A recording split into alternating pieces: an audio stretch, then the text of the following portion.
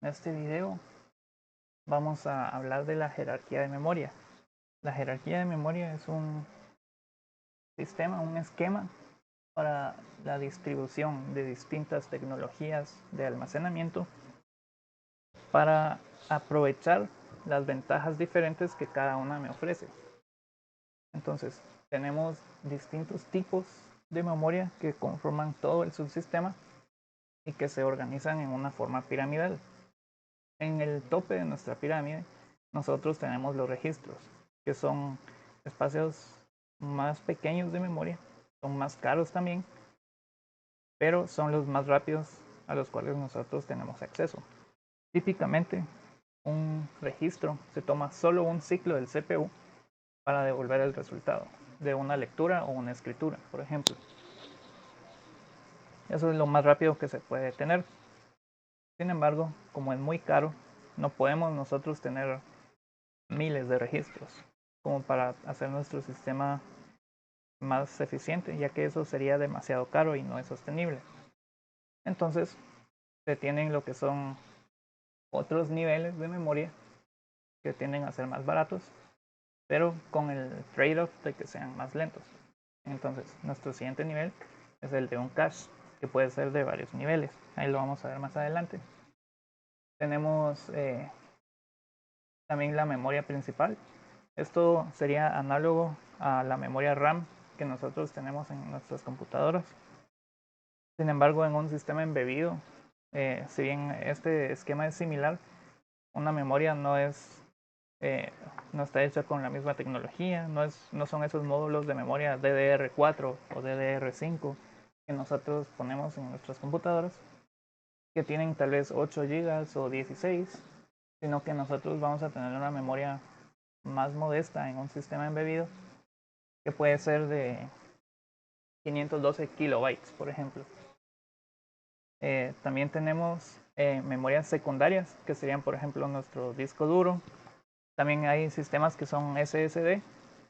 Y tenemos en un sistema embebido lo que son tal vez memorias flash o tarjetas SD y todo ese tipo de tecnologías.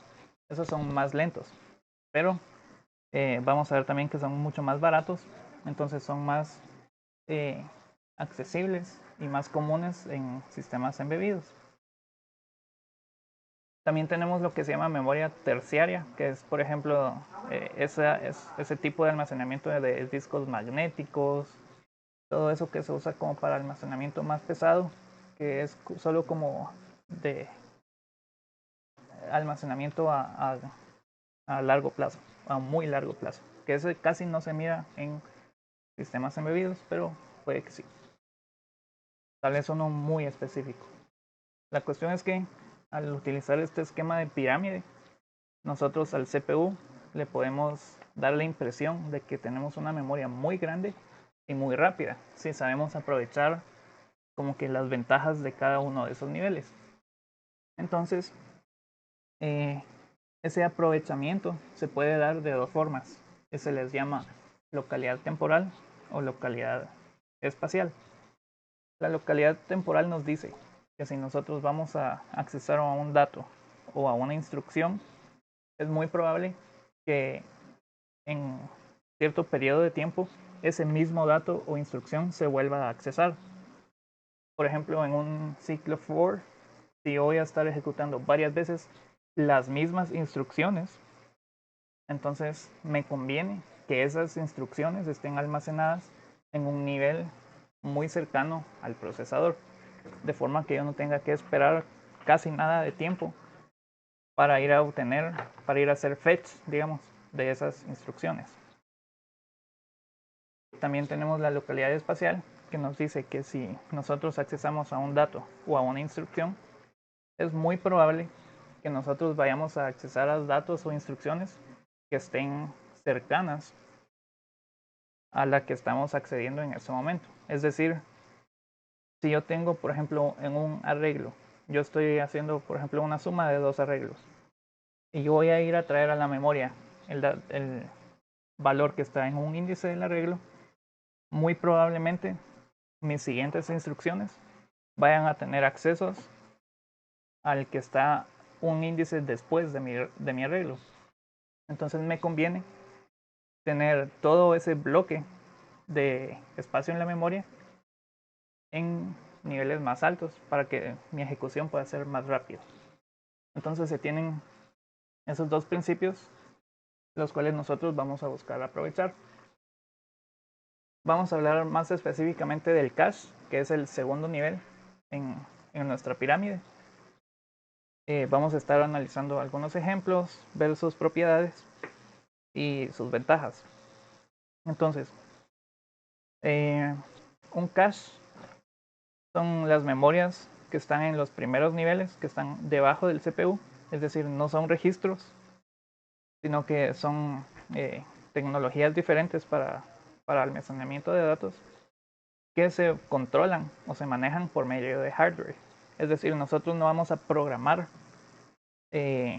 accesos al cache, sino que el CPU, la forma en la que está diseñado es que él lo va a usar de forma automática, podríamos decirlo, es decir, por medio de hardware.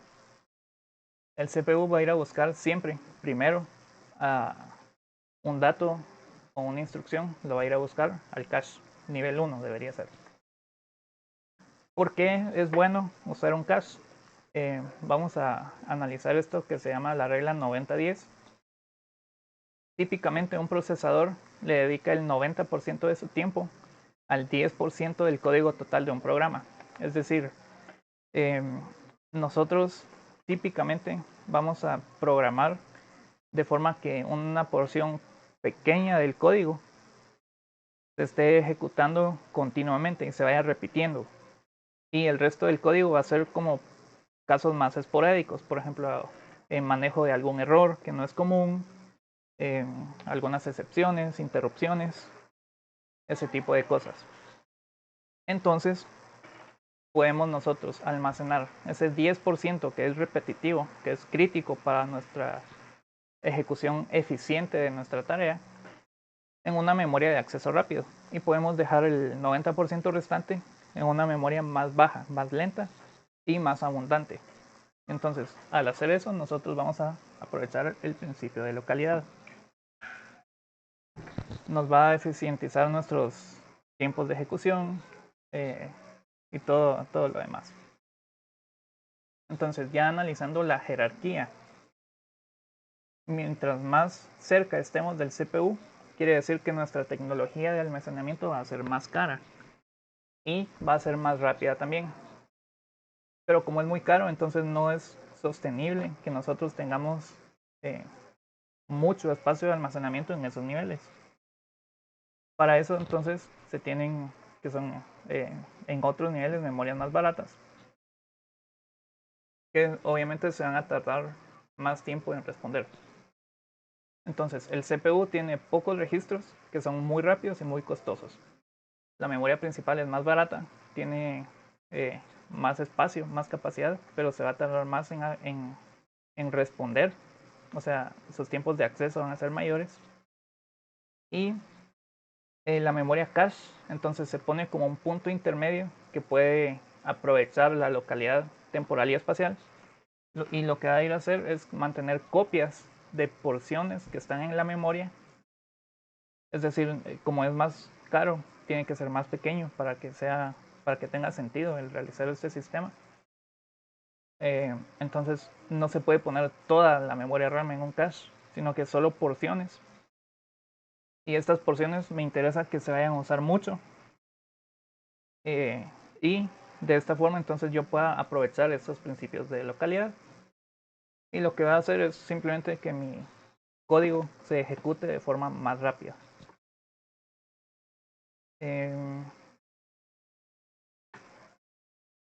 La forma en la que el cache opera es de la siguiente forma.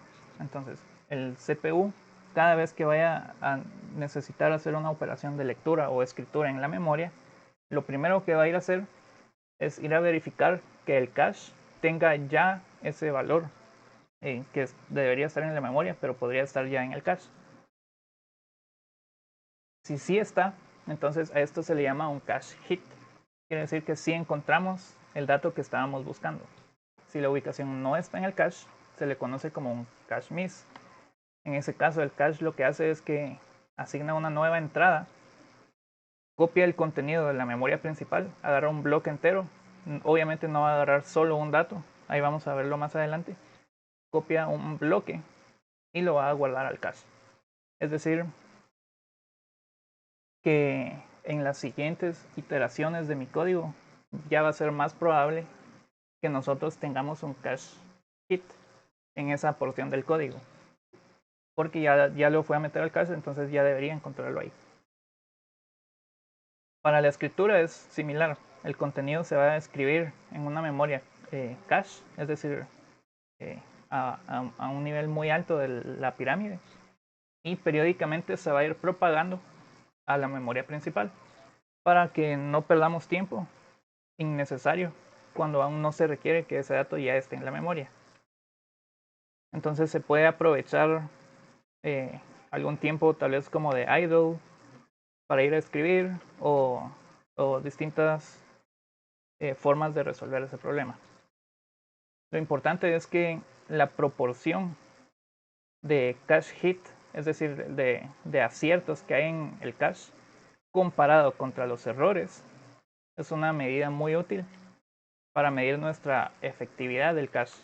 Es decir, nosotros queremos reducir lo más posible nuestros cache misses y aumentar lo más posible nuestros cache hits para que nuestro sistema sea más rápido. Entonces, hablando de algunas métricas, vamos a tener primero el memory cycle time, que me dice el delay mínimo entre dos operaciones de memoria. Es decir, si yo tengo en mi código una operación de lectura de una dirección y luego una operación de lectura de otra dirección, ¿cuánto tiempo mínimo yo debo esperar entre esas dos operaciones? Y el memory access time, que es similar, me dice cuánto tiempo toma entre el comienzo y el final de un acceso a memoria. Tenemos también nuestro bandwidth, que básicamente mide como la velocidad en la que nosotros estamos transmitiendo información. Se mide en bitrate por la cantidad de número de bits. Y ya analizando el cache hit y cache miss, tenemos lo que vamos a denominar el cache hit time, que es el tiempo que ha ocurrido entre que nosotros comenzamos a buscar un valor y si lo encontramos en el cache y vamos a traerlo al cache. Este cache hit time tiene que ser entonces mucho más corto que el miss penalty, porque este es el que sí va a ir a traerlo en la memoria, que es mucho más lenta. Entonces nos interesa que nosotros tengamos otra vez muchos cache hits. Y el cache hit rate es cabal eso, es la proporción de cache hits comparado con los cache misses, es decir, los aciertos comparados con los errores. Entonces, obviamente, el cache miss rate va a ser el opuesto al cache hit rate. Por último, tenemos lo que vamos a llamar el Average Memory Access Time, o el AMAT. Se calcula de la siguiente forma. Vamos a tener nuestro cache hit time, es decir, el tiempo que toma ir a obtener datos del cache, más el miss rate por el miss penalty.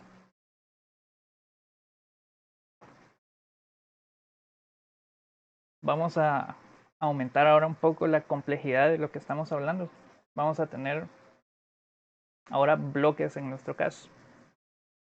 Resulta que cuando nosotros vamos a ir a traer un valor a la memoria, no tendría sentido ir a traer solo un valor, sino que queremos ir a traer un bloque, una porción o un segmento de nuestra memoria para ir a dejarlo completo hacia el cache. ¿Por qué? Porque de esta forma vamos a aprovechar aún más nuestra localidad espacial. Lo que estamos haciendo es que estamos prediciendo, estamos apostando a que conforme pase la ejecución de nuestro código, todo lo que fuimos a traer se va a utilizar. Entonces, como un cache es más pequeño que una memoria, solo puede contener un subconjunto de la memoria principal. Entonces lo que va a pasar es que distintas direcciones de memoria se van a intentar guardar en la misma dirección de cache. Entonces, cuando nosotros vamos a ir a leer a un cache, ¿cómo vamos a poder determinar cuál es la dirección de memoria? O sea, cuáles son los valores en sí que nosotros estamos agarrando, ¿va? Entonces, vamos a dividir la dirección de memoria en 3 campos diferentes. Le vamos a llamar tag, index y offset. Tag como etiqueta, ¿va? Entonces, nuestra etiqueta o el tag nos va a decir cuáles de todas las posibles ubicaciones de la memoria principal están en ese índice del cache. El index, vamos a ver más adelante qué es un set, pero el index nos ayuda a distinguir entre qué set estamos agarrando los datos, y el offset nos determina dentro de ese mismo set cuál es el byte que yo quiero. Vamos a hacer un ejemplo más adelante para que esto quede más claro. Resulta que un set es una agrupación de espacios en los que un bloque puede residir. Por ejemplo, si yo tengo múltiples direcciones de memoria que pueden ir a caer a la misma dirección del cache, entonces a mí me conviene tener grupos para que si se da el caso en que yo estoy usando mucho una dirección y otra le va a ir a caer encima, que no le caiga encima, sino que lo ponga en un set diferente y van a tener el mismo tag. Ahí lo vamos a ver, se va a hacer más claro en el ejemplo. Entonces, la forma en la que nosotros vamos a ir a leer a nuestro cache es la siguiente. Vamos a ir primero a distinguir entre los tags que corresponden a los bits más significativos de nuestra dirección. Aquí asoman que esto es la dirección de memoria. Entonces el tag aquí, por ejemplo, son 20 bits que van a ir a buscar en esta columna. Entonces, lo que se hace es que nuestro cache va a tener una columna de válido, es decir, el bit de validez lo que me indica es si el dato es útil, básicamente. Y entonces se va a ir a verificar que sea un dato válido y que el tag corresponda con la dirección de memoria, pues con la parte alta de la dirección de memoria. Si esas dos cosas se cumplen, es decir, que yo voy a tener un cache hit. Y la data entonces la puedo ir a leer del cache y no de la memoria. Ahora, si yo tengo más de una palabra en mi bloque, que es lo común, entonces los bits menos significativos van a ser mi offset. Es decir, dentro de una misma línea, yo voy a distinguir por los bits menos significativos de mi dirección en cuál de estas columnas dentro del bloque está el dato que yo quiero. Conforme nosotros aumentamos el tamaño de nuestro bloque, es decir, tenemos más datos en una misma fila, nosotros vamos a explotar más nuestra localidad espacial, vamos a estarlo aprovechando. Sin embargo, nuestro cache se va a llenar más rápido y resulta que vamos a estar haciendo cada vez más reemplazos. Un reemplazo implica un cache miss. Y adicional a esto, el hecho de que ocurran más cache misses empeora porque cada vez voy a tener que ir a leer más datos de la memoria. Entonces, se tienen esas ventajas y desventajas y sí hay un punto óptimo para el tamaño del cache y el tipo de carga de trabajo que va a tener mi cache. Entonces, ya que estamos viendo que es bastante importante cómo determinar, cómo almacenar los datos de la memoria en mi cache, vamos a ver unas políticas de ubicación que me van a dar distintas ventajas o desventajas dependiendo de cómo lo vamos a ver. Tenemos 3 políticas de ubicación comunes: la de mapeo directo, la de asociatividad por set y otra que le vamos a llamar asociatividad completa. Esto ahí lo vamos a ver. Lo primero, un cache de mapeo directo. En cada bloque va a tener solo un slot. Es decir, si la porción de memoria cae en ese tag, digamos, ya se sabe qué dirección de memoria es. No necesito yo un index. Resulta que eso es un diseño bastante simple, más barato de implementar,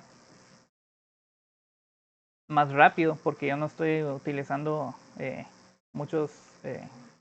no estoy separando, digamos, mis direcciones de memoria en campos diferentes, pero me va a reducir mi cantidad de aciertos. Entonces, esas son las desventajas. Aquí tenemos un ejemplo. Asumiendo que tenemos 32 bloques de un espacio direccionable de 5 bits y palabras de 4 blocks y un cache de 8 bloques. Es decir, si nosotros queremos ir a la dirección, aquí está el ejemplo, tenemos 01110, que es el bloque 12, esto es 12 en binario, y queremos acceder al segundo byte de este bloque. Entonces, ¿cómo se va a ver esa dirección de memoria? Tenemos el segundo byte de esta dirección de memoria, 01110. Entonces vamos a separarlo el tal, que son los 2 bits más significativos, y el index, que van a ser los 3 bits restantes. Entonces, esos 3 bits van a mapear el bloque al cual yo quiero acceder a un slot de mi cache, que lo importante aquí es que ese bloque es único. Y voy a tener 4 bloques de memoria mapeados a cada uno de los espacios en mi cache. Es decir, mi memoria completa, que es de 32 bloques, como no cabe en un cache, entonces hay 4 direcciones de memoria que van a ir a caer al mismo bloque. Entonces la forma de diferenciarlo es por mi tag.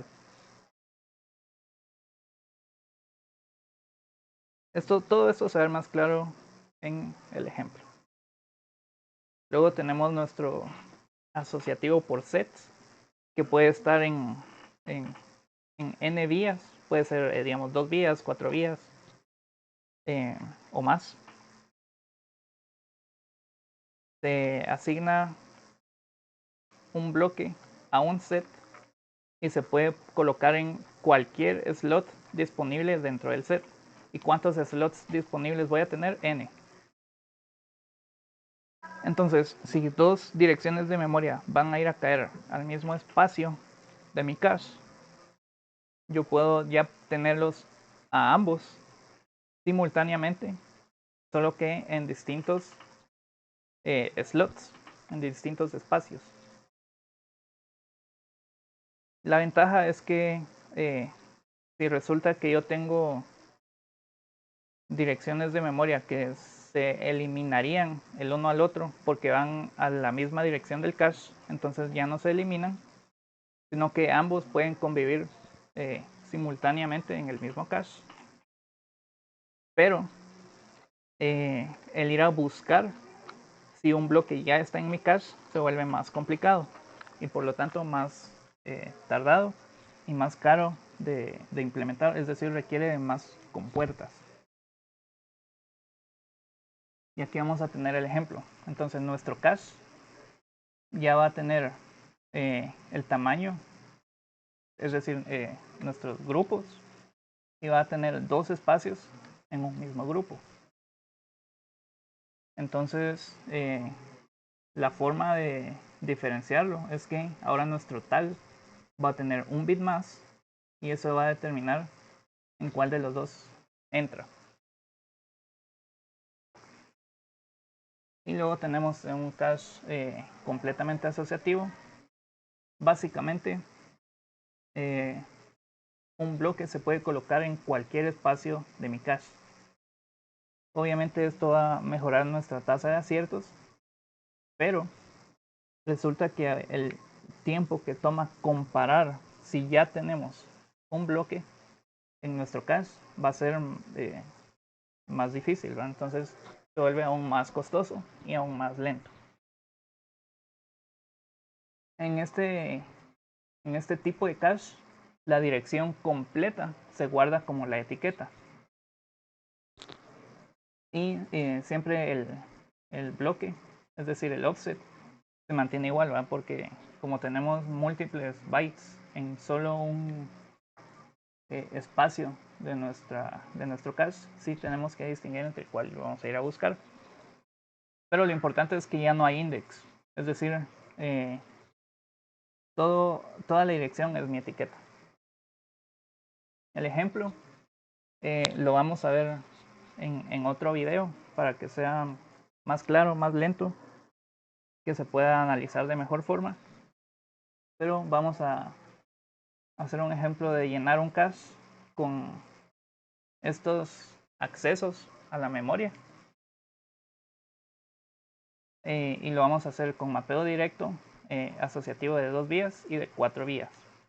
No vamos a hacer el de completamente asociativo porque simplemente se va, es decir, toda la dirección se vuelve toda la etiqueta, como se puede ver aquí. Entonces no es tan necesario. Lo importante de ver es que conforme mayor sea nuestra asociatividad, nosotros vamos a mejorar nuestros aciertos. Y aquí se puede ver, ¿va? Obviamente, conforme nosotros aumentemos el tamaño del cache, también van a reducir nuestros errores. Pero esto lo hace más caro, ¿va? Lo importante aquí es que hay un punto donde la mejora de la asociatividad ya no es considerable. ¿Por qué? Porque se hace cada vez más complejo el ir a buscar. Y eso lo que empeora es nuestro cache hit time.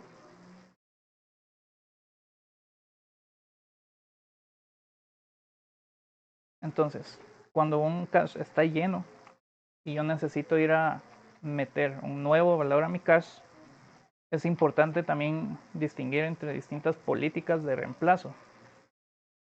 El más común se le llama el LRU o el utilizado más antiguamente o menos recientemente, la misma cosa. Básicamente se reemplaza la línea que fue utilizada hace más tiempo. Es decir, nos estamos basando en la localidad temporal. Existen otros esquemas, pero tienen más overhead que mejora en desempeño. Esto es bastante común, bastante simple, entonces no tiene mucho overhead y pues es el más común que se utiliza. Para escribir hay también dos políticas, una que se llama write through, que lo que dice es que cada vez que se escribe algo en el cache, también eso se propaga en todos los otros niveles de la